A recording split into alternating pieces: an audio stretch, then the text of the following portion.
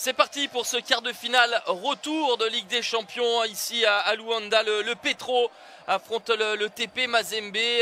Tout reste possible pour ce match retour une semaine après le 0-0 de l'aller. Alors oui, on avait eu une équipe du TP qui avait été audacieuse, ambitieuse, mais qui n'avait pas été récompensée de toutes ces tentatives. Gageons que la donne soit différente cet après-midi. Et superbe Jaredi, ce centre un peu plombé, la remise du capitaine Azulão et puis derrière l'enchaînement de Jonathan Toro. Et là on sent qu'ils avaient, il y avait tout pour marquer. Ils étaient hors de position. Oladapo est en retard. Le Nigérian, il a tout le temps il peut frapper à terre. En fait, ce qui se passe vraiment, c'est au troisième ralenti. On sent vraiment compte. Son contrôle de la poitrine, il est intéressant. Attention à cette remise encore une fois d'Aluzao. Et cette fois-ci, ça passe. On avait déjà eu les mêmes protagonistes avec le travail d'Azulão pour Jonathan Toro. Le Hondurien n'avait pas réglé la mire sur la première et seule grosse opportunité de la rencontre. La deuxième est la bonne pour Toro et ça fait 1-0 pour cette équipe du Petro. Quand même, hein, c'est sur une touche, une longue touche. Encore la remise de Thiago Azulão et cette frappe en pivot pied droit. Alors est-ce que Alioune Fati est masqué? Parce que bon, la frappe, elle est au ras du poteau. Hein, elle est au ras du poteau, même malgré son envergure. Tant qu'il s'entend. Ah, il a les fleurs, hein, me semble-t-il, hein, le portier sénégalais. Ouais. Là, il y a un joueur. Mais ça reste insuffisant. Ah, peut-être ici. Avec un contrat à jouer. Allez, le crochet, allez, il a couché le gardien. C'est pas possible. Ça passe à côté. Ça passe à côté. Ça aurait été une situation remarquable pour égaliser dans les arrêts de jeu de cette première période. Le petit Oscar. Ah, il avait fait le plus dur et allez, on se dit, il faut frapper, il faut frapper. Finalement, ces feintes de frappe étaient bonnes puisqu'elles avaient couché Hugo Marquez, mais derrière, le petit ballon piqué mal ajusté. Aïe, aïe, aïe, aïe, aïe, mon Dieu, c'est pas possible. La passe était remarquable. Le gars. Gimbi. Tamboué pour Keita.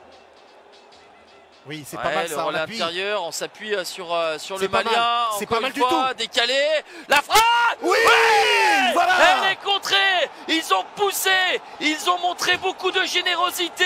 Et il y a aussi un peu de créativité. Il en fallait pour faire bouger cette équipe du Petro. Ça fait un but partout. Alors au-delà de l'aspect anecdotique du premier but encaissé dans la compétition pour le Petro, l'aspect beaucoup plus factuel, c'est qu'à ce moment-là, le TP est qualifié avec ce score de 1 partout. Et oui, ils sont qualifiés au moment où on parle, Jocelyn. Quelle émotion, mais quelle émotion. Et on sentait, il n'en était pas si loin. Alors on revoit, hein, on a travaillé on s'est servi de ce travail en pivot de Fili Ndiaye. Keita qui décale. C'est pour Kinzu. Il est détourné. Ah, c'est Kinzumbi, bien sûr. Philippe Kinzumbi. Alors après, il faut voir en dernier lieu qui détourne le ballon, hein, qui prend ensuite à contre-pied. Est-ce que c'est pas Pinto, Pedro Pinto? Non, c'est celui qui est derrière. Voilà, c'est Kinito. Ah, c'est Kinito. Ah, ouais, vraiment, ça change radicalement la trajectoire parce qu'il anticipe clairement côté gauche et le ballon prend une petite trajectoire. Hein, le jet des bouteilles, oui, forcément, ils sont laissés. Le TP est en train de tenir pour l'instant sa qualification. Une nouvelle remise en touche. Avec le gardien qui est monté, Hugo Marquez. Ça fait de longues minutes sur le corner. Attention, le deuxième, le poteau souvent isolé. Ça y est, allez récupérer le ballon.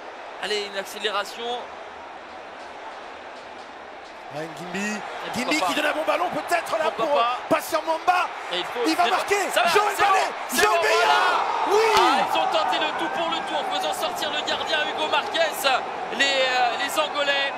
Et voilà la victoire. Non seulement la qualification, mais la victoire qui se profile pour le TP ici en terre angolaise. Ils ont pris des risques. Eh bien, derrière, il y a ce but du 2-1 pour le TP. Moïse Katumbi Chapoué qui est là. Frédéric Kidengue qui est là aussi. Les patrons du club de Mazembe. C'est la joie pour les supporters du tout-puissant Mazembe. Hugo Marquez qui a essayé, il a fait ce que je pense tout gardien aurait fait, hein, essayer de venir, ça ne change pas grand chose en vérité, Jocelyn. Je veux dire, on le disait tout à l'heure pour Mazembe, Là, ça ne change pas grand-chose. Et puis derrière, ce très bon ballon donné dans l'axe, dans le dos de Tocarnero. Et là, il y a de la lutte entre deux défenseurs. Et finalement, il arrive Beya. C'est une erreur angolaise. Joël Beya qui n'a plus qu'à marquer dans le but vide. 2-1 pour le TP Mazembe. Oh, ils sont allés la chercher, cette qualification. Elle n'en est que plus belle. C'est Carlinhos qui donne le ballon malgré lui dans le tacle. Il revient et finalement met dans une position idéale. Joël Beya, 2-1. Deuxième but. Le TP Mazembe, deuxième but. C'est terminé. C'est terminé. Victoire 2-1 du TP Mazembe.